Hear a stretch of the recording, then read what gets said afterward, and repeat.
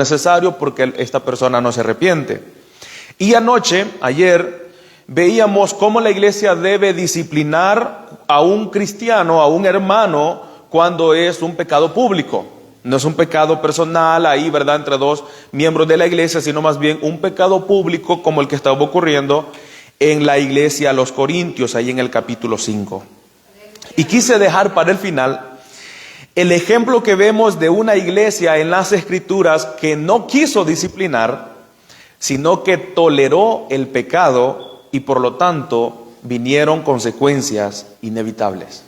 El ejemplo, por supuesto, de la iglesia de Tiatira, que encontramos ahí en Apocalipsis capítulo número 2, versículo 18 hasta el 29. Estaremos leyendo, hermanos, esta carta que el Señor le envía al pastor de esta iglesia y por lo tanto a la iglesia en general, porque la iglesia estaba tolerando lo que estaba ocurriendo dentro de ella. El último libro de la Biblia, Apocalipsis capítulo número 2, versículo 18 hasta el versículo 29, el ejemplo de la iglesia de Tiatira. Y el tema es la falta de disciplina en la iglesia y sus consecuencias. Espero ser lo más breve posible, hermanos, con esta carta, porque entiendo que en algún momento vamos a estudiar estas 7 cartas en las que iremos a más detalles. Aleluya. Dice, por tanto, la palabra de Dios en Apocalipsis capítulo 2, versículo 18. Y escribe al ángel de la iglesia en Tiatira, el Hijo de Dios, el que tiene ojos como llama de fuego y pies semejante al bronce bruñido, dice esto: yo conozco tus obras, y amor, y fe, y servicio, y tu paciencia, y que tus obras postreras son más que las primeras. Pero tengo unas pocas cosas contra ti, que toleras que esa mujer Jezabel, que se dice profetiza, enseñe y seduzca a mis siervos a fornicar y a comer cosas sacrificadas a los ídolos. Y le he dado tiempo para que se arrepienta, pero no quiere arrepentirse de su fornicación. He aquí, yo la arrojo en cama y en gran tribulación a los que con ella adulteran, si no se arrepienten de las obras de ella. Y a sus hijos heriré de muerte, y todas las iglesias sabrán que yo soy el que escudriña la mente y el corazón, y os daré a cada uno según vuestras obras. Pero a vosotros y a los demás que están en Tiatira, a cuantos no tienen esa doctrina y no han conocido lo que ellos llaman las profundidades de Satanás, yo os digo, no os impondré otra carga, pero lo que tenéis, retenedlo hasta que yo venga. Al que venciere y guardare mis obras hasta el fin, yo le daré autoridad sobre las naciones, y las regirá con vara de hierro, y serán quebradas como vaso de alfarero, como yo también la he recibido de mi Padre. Y le daré la estrella de la mañana, El que tiene oído, oiga lo que el Espíritu dice a las iglesias. Pueden tomar asiento, hermanos. En el año de 1995, las Naciones Unidas publicaron un decreto respecto al Día de la Tolerancia. En su artículo primero decía que la tolerancia implica el rechazo del dogmatismo y el absolutismo. ¿Eso qué significa? Significa que esta definición por las Naciones Unidas acerca de la tolerancia implicaba la idea de que la tolerancia es la afirmación de que no hay verdades absolutas. Por tanto, ninguna persona puede acusar a otra persona de estar equivocada respecto a una opinión, independientemente del tema que se esté tratando.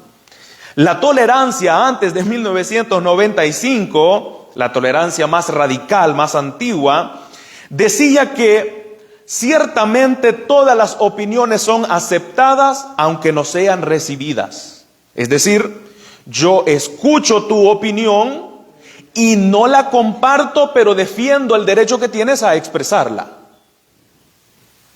Libertad de expresión.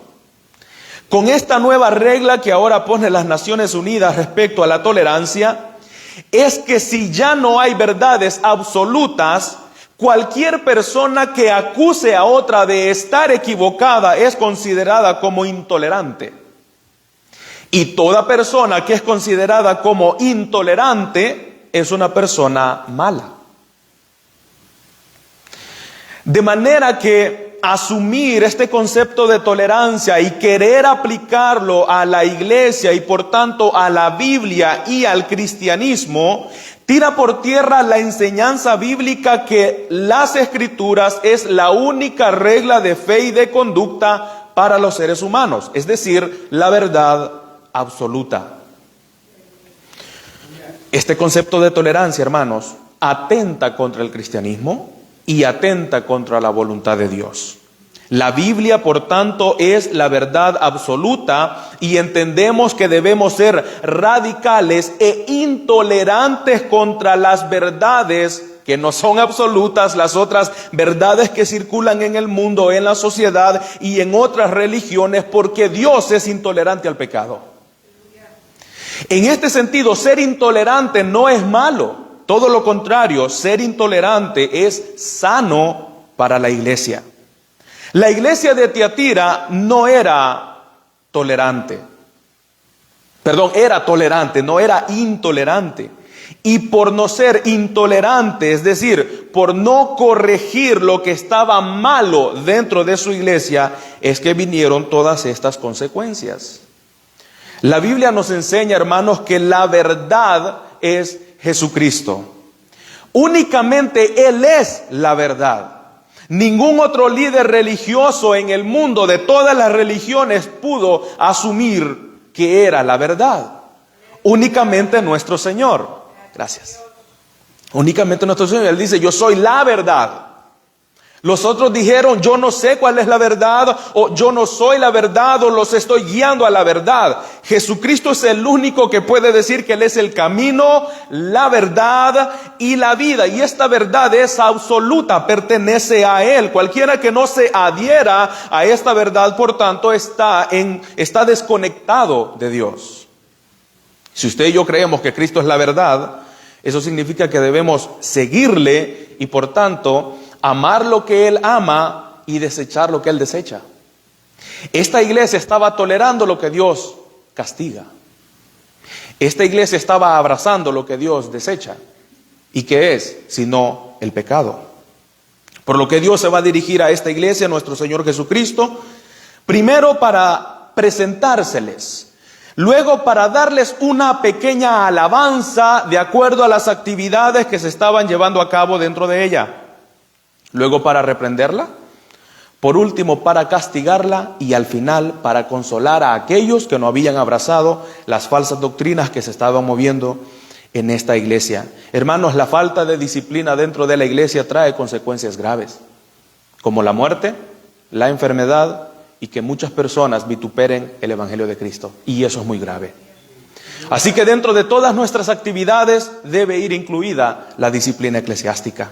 Primero el Señor se les presenta, ahí en el versículo 18 dice, y escribe al ángel de la iglesia en Tiatira, el Hijo de Dios, el que tiene ojos como llama de fuego y pies semejantes al bronce bruñido, dice esto.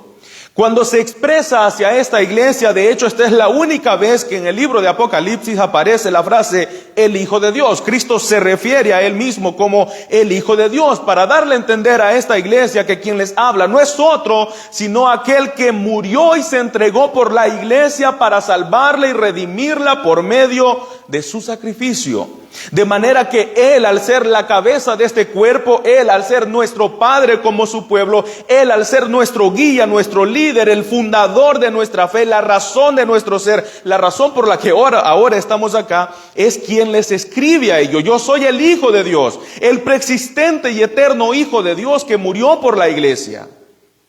Tiene por tanto autoridad, no solo para corregir, sino también para castigar a su iglesia. También se presenta como el que tiene ojos como llama de fuego. Entre la comunidad de Tiatira habían muchas reliquias que ellos consideraban como sagradas, entre ellos un amuleto del ojo que todo lo ve, Por ahí anda circulando, ¿verdad?, ciertos amuletos, entre ellos ese amuleto sigue vigente, el amuleto de un ojo sobre una pirámide, el ojo que todo lo ve. De manera que el Señor se le presenta a esta iglesia en la ciudad de Tiatira como el que todo lo ve, el que conoce cada detalle de la iglesia, aquel que tiene ojos como llama de fuego, que no hay nada dentro de la iglesia, ningún corazón, ninguna intención del corazón de uno de sus miembros que pueda pasar por alto. Él ve y Él conoce aquellas cosas que usted y yo no vemos en la iglesia. Y eso es lo sorprendente de Cristo y de su amor por la iglesia, que Él la ama a pesar de saber cómo es la iglesia. Si nosotros viéramos, hermanos, lo que Cristo ve de la iglesia, no la amaríamos como solemos amar la iglesia, pero Cristo la ve. Muchas personas se casan engañadas. Cristo no. Cristo se va a casar con su iglesia y Él conoce cómo es su iglesia. Él no se va a casar engañado. Él ve, Él conoce. Dicen en Hebreos que no hay ninguna cosa oculta que delante de Él no se haga manifiesta. Aún aquellas cosas que entendemos están en tinieblas, para Dios es como que si estuviesen delante de la luz. Brillan como la luz del mediodía delante de Él. No hay ninguna cosa encubierta, ni aún lo que estaba ocurriendo en esta iglesia. Pero también se presenta como el que tiene pie semejante al bronce bruñido. El bronce en el Antiguo Testamento, más específicamente en el tabernáculo, era la fuente de bronce donde permanentemente ardía el juicio de Dios, el fuego del juicio de Dios. De manera que el bronce simbolizaba juicio, justicia para su pueblo. Así que al presentárseles como aquel que tiene los pies como de bronce bruñido, les está diciendo no solamente que Él es su Señor como Hijo de Dios y que Él todo lo ve, sino que también ha venido para juzgar lo que estaba ocurriendo en esta iglesia. Después de esta breve presentación, el Señor pasa a darles una alabanza. Alabanza porque esta iglesia, entre las demás, las 7 iglesias a las que se les escribe estas cartas, ahí en la primera parte del libro de Apocalipsis, esta iglesia también tenía muchas cosas buenas. Grandes cosas buenas que lamentablemente el que toleraran el pecado opacaba todas esas maravillas que sucedían dentro de esa iglesia. Versículo 19. Yo conozco tus obras. No, el Señor no pasa por alto las obras de la iglesia. El sacrificio, el esfuerzo, la dedicación de los corazones de los miembros de la iglesia, el Señor los toma en cuenta. El trabajo en el Señor no es en vano. Y acá lo dice, yo conozco tus obras. Tu amor, tu fe, tu servicio, tu paciencia y que tus obras postreras son más que las primeras. Primero, esta iglesia era una iglesia que florecía en amor. La palabra que dice traduce como amor es la palabra ágape, habla de un amor sacrificial. Esta iglesia había comenzado bien. Y aunque no sabemos quién dio inicio a esta iglesia, posiblemente fue evangelizada por medio de la iglesia de Éfeso, donde estuvo Pablo y luego estuvo Timoteo. Iglesia que también se le escribe una carta y al final en esta serie de cartas hacia las iglesias en Apocalipsis. Esta iglesia tenía amor, un amor sacrificial los unos con los otros, pero también tenían fe. Y la fe de la que ahí se habla es de la fidelidad, es decir, lealtad al Señor. Estos hombres y mujeres querían serle fiel a Dios. Ellos se amaban y eran fieles a Dios. Y aquí como que comienza a surgir un contraste. ¿Cómo una persona puede amar a su hermano, puede ser fiel a Dios y a pesar de eso pasar por alto lo que estaba ocurriendo en la iglesia? También era gente muy servicial. Ellos amaban, eran fieles a Dios y eran serviciales, porque donde hay amor y fidelidad habrá servicio. Si una iglesia es abundante y creciente en servicio, es porque está reflejando su amor a los hermanos y su fidelidad a Dios. Y también ellos tenían paciencia. La paciencia de la que ahí se habla es de aquella resistencia que el cristiano presenta cuando está en tiempos adversos. La prueba produce paciencia. De esa paciencia se habla ahí. Así que estas obras eran buenas. Eran muy buenas dentro de la iglesia. Y si la carta hubiese llegado hasta acá, estaríamos hablando de una iglesia ejemplar para todas las iglesias de Cristo. Una iglesia en la que abunda el amor, una iglesia que es fiel a Dios hasta la muerte, una iglesia servicial y una iglesia que tiene paciencia en medio de la adversidad. Así, todas nuestras actividades pueden ser muy buenas. Podemos ser una iglesia llena de actividades y programas y música y ministerios, conferencias, convenciones, campañas evangelísticas, pero si a esa lista de actividades no le añadimos la actividad espiritual de la disciplina, seremos una iglesia que no agrada a Cristo. Porque será una iglesia llena de amor, llena de fidelidad, una iglesia llena de servicio, una iglesia llena de actividades y muy carente de santidad. Y ninguna iglesia que no sea santa o que no esté encaminada hacia la santidad no es una iglesia que representa a Cristo. Porque el Señor está santificando a su iglesia. Su iglesia, cuando el Señor venga, el Señor se va a presentar una iglesia santa, que no tenga mancha ni arruga. Y eso nos dice que Él está trabajando en embellecer a su iglesia. De manera que si una iglesia no está encaminada hacia la santidad, es una iglesia en la que Cristo no está. Tal vez las razones por las que las iglesias no disciplinan es por miedo de perder a la gente. Tienen miedo de perder a la gente y no se dan cuenta que están perdiendo a Cristo, lo más importante en la iglesia.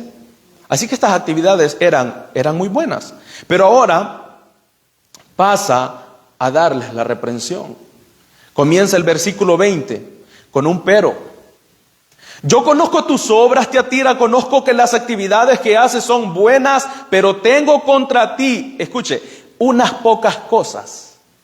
Solemos enfocarnos en las grandes cosas, las grandes actividades, y eso hasta cierto punto puede cegarnos de no identificar las pequeñas cosas que son las más agresivas, que son las cosas que nos pueden llevar al fracaso.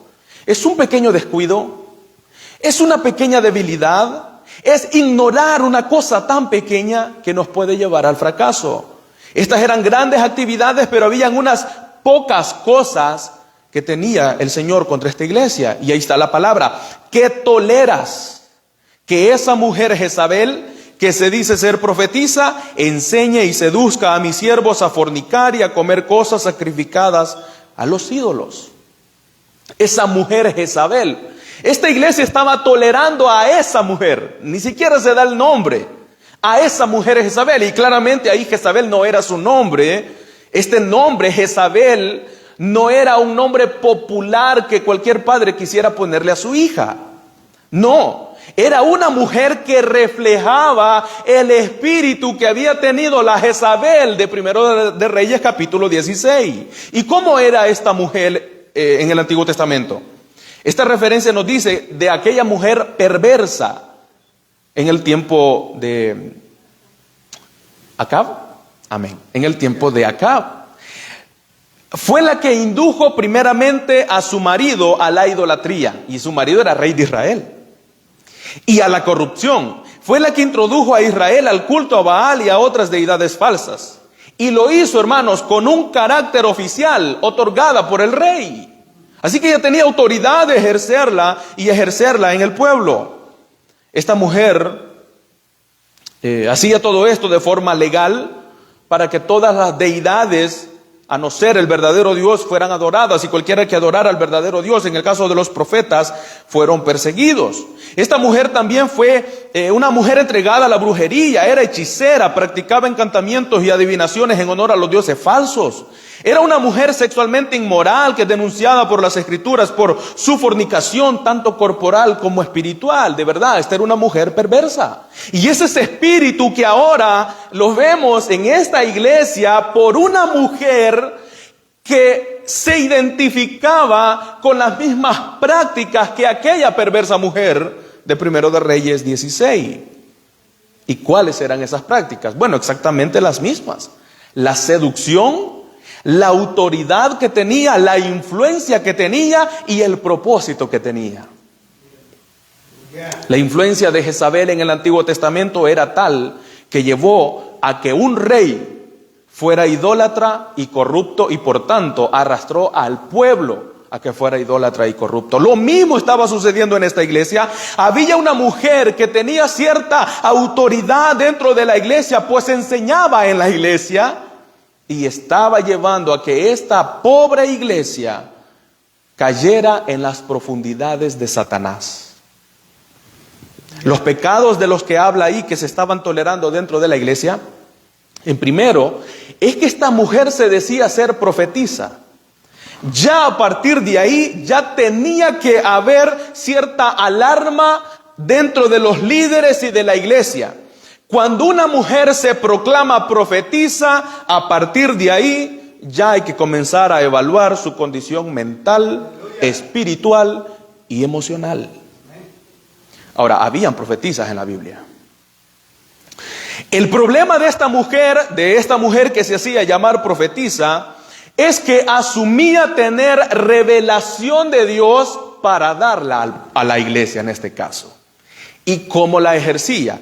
Lo hacía violando el orden establecido por Dios para el culto público: enseñar en la iglesia.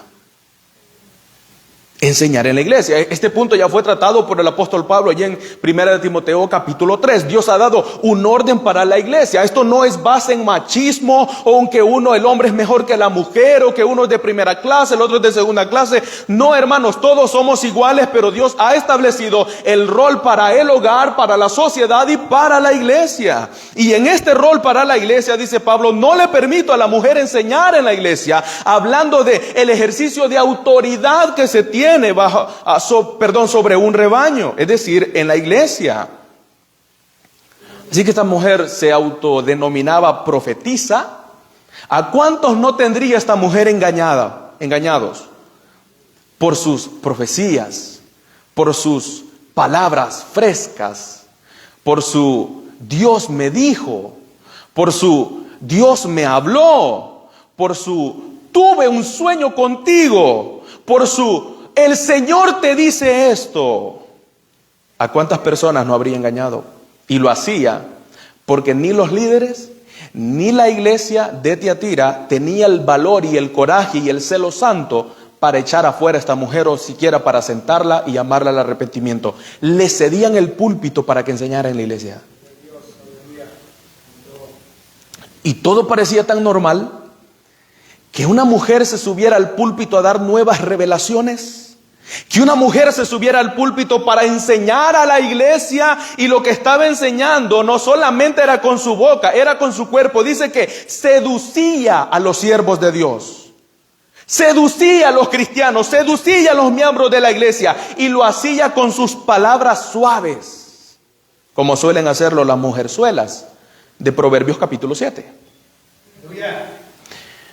Indicándoles, persuadiéndolos de que la fornicación y la idolatría no afectan en nada la fe, no afectan en nada la santidad, no afectan en nada nuestra relación con Dios, y así llevándolos a las profundidades de Satanás, como dice ahí más adelante. Esta mujer se declaraba profetisa, violaba el orden bíblico por Dios para el culto público, fornicaba y llevaba a que los cristianos de esta iglesia también lo hicieran. Ahora, recuerde que la palabra fornicar es la palabra porneia, que en nuestro idioma se traduce como pornografía, pero su aspecto es más amplio, lo que significa es mucho más amplio. Habla de todo acto sexual ilícito, entre ellos la pornografía, el incesto, la homosexualidad, la prostitución o cualquier acto sexual que vaya contra la ley de Dios. Eso es fornicación. Así que no sabemos cuántos pecados de estos se estaban llevando a cabo por los cristianos de la iglesia de Tiatira. Y todo ello porque estaban tolerando de que esta mujer perversa estuviera enseñando en la iglesia. Pero no solo lo llevaba a fornicar, lo llevaba también a ser idólatras, a comer de los sacrificados de los ídolos. Esta palabra idolatría habla de una adoración y servicio a cualquier deidad que no sea el verdadero Dios. Este acto, hermanos, representa una abominación para Dios que fue prohibida y condenada por Él. ¿Y sabe cuál era la condena de la idolatría en el Antiguo Testamento? Era la muerte. De esa manera, dice Dios en el libro de Deuteronomio capítulo 10, de esa manera van a quitar el mal de entre vosotros. Hay que sacar al idólatra y por lo tanto apedrearlo, matarlo, para que el mal se quite de ustedes. ¿Cómo esta iglesia pasó por alto lo que estaba ocurriendo con esta mujer? Ahora, hay muchas cosas que podríamos decir respecto a ello. Primero, que posiblemente era la persona más elocuente en la iglesia. Así que por ser elocuente se le cedía, ¿verdad?, el tiempo para que enseñara. No había ningún problema, hermanos, que ella se autodenominara profetisa. Y no había ningún problema que ella enseñara. Ella podía hacerlo en su trabajo, en su casa, con sus amigos. Para la iglesia no representaba un problema. El problema era que ella llegaba a la iglesia y se le cedía el tiempo para que enseñara. Lo hacía con toda libertad, tenía mucha influencia dentro de la iglesia. Los pastores, diáconos, líderes y miembros se sentaban a escucharla. Y no podían identificar que lo que esta mujer estaba enseñando iba totalmente en contra de lo que Dios establece en su palabra. ¿Cómo es posible que una iglesia pueda llegar a tal punto? Posiblemente estaban cegados, al igual que la iglesia de los Corintios, que por tener tantas bendiciones de Dios, su orgullo les había cegado para no ver el pecado y por lo tanto corregirlo y disciplinarlo. La tolerancia de esta iglesia no tiene fundamentos, pero sí tiene consecuencias. No encontramos ninguna razón de por qué esta gente estaba tolerando a esta mujer. Pero vemos que aunque no tenga fundamento, sí tiene consecuencias, y eso nos lleva al castigo que el Señor da, o las consecuencias que el Señor da, tanto a esta mujer como a parte de esa iglesia que estaba siguiendo su doctrina. Versículo 22 y versículo 23, note lo que dice. Desde el verso 20 dice: pero tengo unas pocas cosas contra ti, que toleras que esa mujer, Jezabel, que se dice profetiza, enseña y seduzca a mis siervos a fornicar y a comer cosas sacrificadas a los ídolos, y le he dado tiempo para que se arrepienta, pero no quiere arrepentirse de su fornicación. Dios es paciente, sin embargo no tolera el pecado. Verso 22, y aquí yo la arrojo en cama y en gran tribulación a los que con ella adulteran, si no se arrepienten de las obras de ella, y a sus hijos heriré de muerte, y todas las iglesias sabrán que yo soy el que escudriña la mente y el corazón, y os daré a cada uno según vuestras obras. Las consecuencias. Aquí en el verso 22 y 23 vemos tres grupos sobre los cuales el Señor ha de pasar disciplina. Primero con esta mujer, Jezabel, a quien se le llama en este caso Jezabel, el castigo justo y apropiado del pecado de Jezabel. Ella fornicaba y adulteraba. ¿Y saben cuál es el castigo? El Señor la arroja en una cama.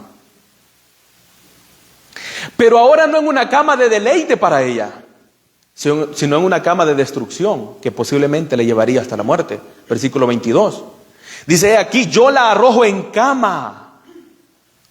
El castigo justo que esta mujer recibía.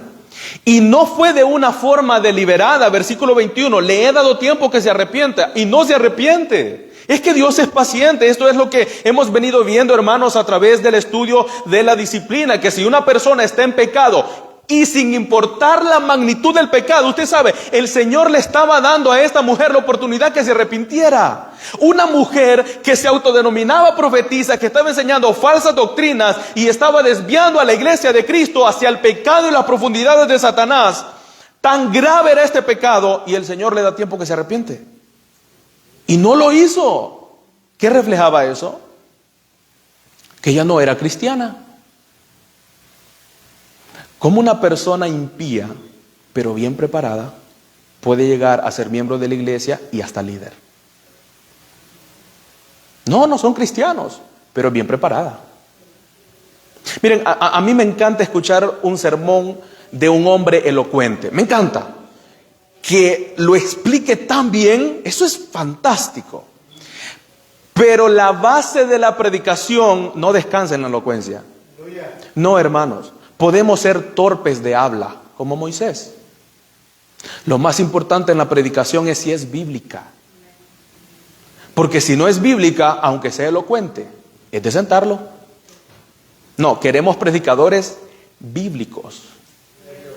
No predicadores engañosos como Jezabel, que arrastren tras sí una estela de pecados que puede llevar a la iglesia de Cristo a apostatar de la fe, rebelarse contra su Señor y por tanto tener un entendimiento malo de Él. No, queremos predicadores bíblicos. Así que el castigo para esta mujer nos dice también, hermanos, que todos aquellos que no se arrepienten de sus pecados serán castigados. Al igual que Jezabel, que esta mujer llamada Jezabel. Pero no solamente ella, sino también todos aquellos que seguían sus doctrinas. Sigue diciendo en el verso 22. Y en gran tribulación, arrojaré en gran tribulación a los que con ella adulteran, si no se arrepienten de las obras de ella. También el Señor a este grupo de hermanos de la iglesia, entre los cuales, sin lugar a dudas, estaban involucrados los líderes eclesiásticos, el Señor les da permiso, les da tiempo de que se arrepientan. Si se arrepienten, entonces son perdonados. Si no se arrepienten, ellos también caerán en gran tribulación. Pero no solamente ellos, versículo 23, sino también sus hijos. Y a sus hijos heriré de muerte, y todas las iglesias sabrán que yo soy el que escudriña la mente y el corazón, y os daré a cada uno según vuestras obras. El que Dios también castigue a los hijos de esta gente que estaba permitiendo estos pecados en esta iglesia, nos da a entender que el tiempo en el que esta mujer llevaba dentro de la iglesia dando estas falsas enseñanzas era mucho tiempo. Porque no solamente los grandes habían recibido esta doctrina, sino también los hijos de ellos. ¿Qué responsabilidad tienen los padres? De que sus hijos sean instruidos en la palabra de Dios. No en otra cosa, en la palabra de Dios. Y en este caso, los hijos de estos cristianos habían sido enseñados bajo los pies de una mujer como esta. De una mujer perversa, así que también ellos serían castigados. Y a sus hijos heriré de muerte, y esto serviría de ejemplo para las otras iglesias de Asia Menor. Lo que también nos dice que la influencia de Jezabel era mucha, y que su popularidad y enseñanza había llegado a oídos de las otras iglesias. Por si la iglesia de Éfeso tenía pensado invitar a una campaña evangelística a esta mujer, porque esta mujer trae nuevas revelaciones, acuérdense de eso. Esta mujer es elocuente, esta mujer tiene autoridad, así que vamos a invitarla. Bueno, por si alguna de estas iglesias estaba pensando en invitarla para que diera una conferencia de hermanas, de cómo rebelarse contra sus esposos, de cómo violar el orden establecido por Dios, o de cómo tener una mayor concentración en la espiritualidad mediante cosas externas de las Escrituras, dice el Señor, para que todas las iglesias sepan que yo soy el Señor, que escudriña los corazones, las mentes de cada uno de ellos. El ejemplo del castigo de esta mujer en Tiatira era, hermanos, una gran exhortación para las ciudades vecinas, para las iglesias de las ciudades vecinas. De manera que ya nadie invitaría a Jezabel a predicar a sus púlpitos. Ya nadie se atrevería a hacer o a permitir lo que se estaba permitiendo en la iglesia de Tiatira. El Señor termina el verso 23 diciendo que a cada uno pagará según sea sus obras. Y esta es una enseñanza que en toda la Biblia se nos enseña. El juicio final será por las obras. Somos salvos por gracia porque no podemos entrar al reino de Dios por nuestras propias obras. La Biblia lo establece. Somos salvos por gracia por medio de la fe, y esto no es de nosotros, es un regalo de Dios, no es por obras para que nadie se gloríe, pero el juicio será por obras. Por eso que dice Pablo ahí en Romanos, creo que es Romanos capítulo 2, capítulo 2, versículo 5, dice Pablo que Dios es un juez justo y Él pagará a cada uno conforme a sus obras. Las obras y la fe van de la mano porque fuimos salvos por gracia para buenas obras, para andar en ellas hasta nuestros últimos días. Así que esta mujer merecía lo que correspondía, y todos aquellos que iban tras sus enseñanzas también serían castigados si no se arrepentían, porque Dios es un Dios justo y pagará a cada uno de nosotros, hermanos, conforme a nuestras obras. Versículo 24. Este es el consuelo que el Señor da a estos hermanos. Pero a vosotros, porque no toda la iglesia iba tras esta mujer, pero vosotros y los demás que están en Tiatira, a cuantos no tienen esa doctrina y no han conocido lo que ellos llaman las profundidades de Satanás, yo os digo, no os pondré otra carga. Las profundidades de Satanás. ¿A qué se refiere el Señor con esto? ¿Qué era lo que ellos entendían como las profundidades de Satanás? Bueno, esta era una enseñanza de los gnósticos, los cuales se jactaban en decir que para que un cristiano pudiera experimentar la gracia de Dios, primero tenía que ser sumergido a las profundidades del pecado. Y solamente cuando se encontrara en ese ambiente como el hijo pródigo entre los cerdos en la desgracia de su pecado, pudiera ver al cielo, pedir perdón y experimentar esa gracia. Como diciendo, la única manera en la que podemos vencer a Satanás es yendo a las profundidades donde está él y por lo tanto conociendo sus límites y así poder derrotarlo. Una enseñanza totalmente antibíblica. Y lo que es impresionante, hermanos, es que Satanás, de las 7 iglesias, aparece en 4. En 4 de las iglesias de Cristo, a quien el Señor se les dirige una carta, aparece Satanás. En Esmirna se dice que allí se encontraba la sinagoga de Satanás. En Pérgamo se dice que allí estaba el trono de Satanás. En Filadelfia dice que el Señor entregó de la sinagoga de Satanás a los que decían ser judíos y no lo eran. Y ahora vemos acá que en Tiatira tenía una base Satanás, por medio de aquellos que seguían la doctrina de esta perversa. Una base por medio de la cual estaba guiando a la iglesia de Cristo justamente hacia donde él quería, a sus profundidades, sumidos en sus pecados. Por tanto, el Señor da consuelo a estos hermanos en el verso 25 y les dice, pero lo que tenéis, retenedlo hasta que yo venga. ¿Y de qué está hablando ahí? De la doctrina. Ustedes no están en la doctrina de Jezabel, ustedes tienen la doctrina, perseveren en ella, retengan la doctrina hasta que yo vuelva. Sean firmes en la doctrina hasta mi regreso. Y ahora el consuelo final, al que venciere y guardare mis obras hasta el fin, yo le daré autoridad sobre las naciones y las regirá con vara de hierro y serán quebradas como vaso de alfarero, como yo también la he recibido de mi Padre. Y le daré la estrella de la mañana. El que tiene oído, oiga lo que el Espíritu dice a las iglesias. Qué gran bendición para los hermanos que se mantuvieron firmes. Para estos hermanos que no, hermanos, se sometieron a la autoridad de esta mujer que estaba enseñando falsas doctrinas. Y cuando alguien no se somete a la popularidad del momento, es visto con malos ojos aún dentro de la iglesia. Porque hay doctrinas que se ponen de modas, ¿verdad?